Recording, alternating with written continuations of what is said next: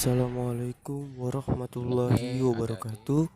Nama saya Adam Alamsyah, saya dari kelas 11 TKRB SMK Negeri 1 Kota Bekasi. Mengapa lampu mobil bisa menyala terus? Karena disuplai oleh arus listrik. Tapi dari mana sumber arus listrik mobil tersebut? Apakah dari baterai? Ternyata bukan. Baterai atau aki merupakan komponen penyimpan arus listrik. Artinya komponen ini hanya bersifat menyimpan listrik yang dihasilkan oleh komponen lain. Komponen apakah itu? Jawabannya adalah sistem pengisian. Sistem pengisian ini menjadi sumber tenaga listrik untuk keberlangsungan semua sistem kelistrikan kendaraan. Pengertian dan fungsi sistem pengisian.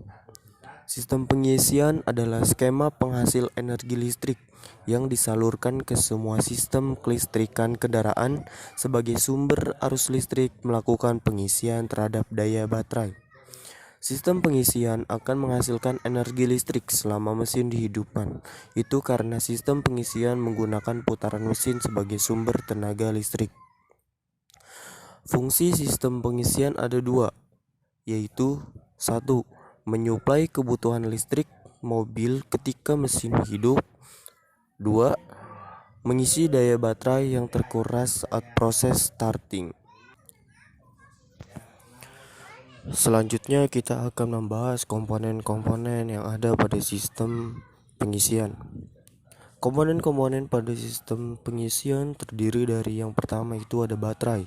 Baterai berfungsi sebagai sistem pengisian sebagai sumber tegangan yang mensuplai arus ke rotor koil dan menyimpan arus yang keluar atau output alternator.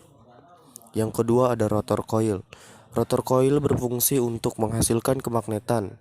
Kemagnetan yang dihasilkan oleh rotor koil bersumber dari adanya tegangan masuk dari baterai atau elektromagnetik. Yang ketiga ada stator.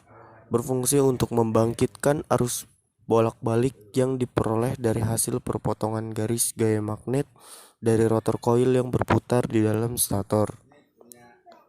Selanjutnya rectifier atau dioda berfungsi untuk mengubah arus bolak-balik yang sebelumnya AC dari stator menjadi arus sehara DC yang akan keluar melalui output alternator.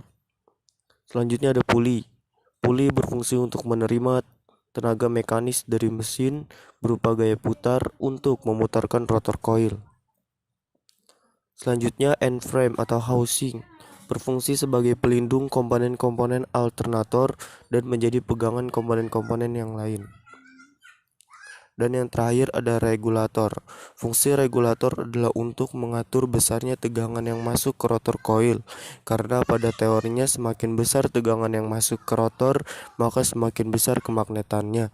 Semakin besar kemagnetan, semakin besar pula output yang dihasilkan oleh alternator, dan begitu sebaliknya. Serta menjadi mekanik yang handal dalam memahami sistem pengisian dan sistem-sistem lain yang ada di kendaraan. Mungkin itu saja yang bisa saya sampaikan. Kurang lebihnya mohon maaf. Wassalamualaikum warahmatullahi wabarakatuh.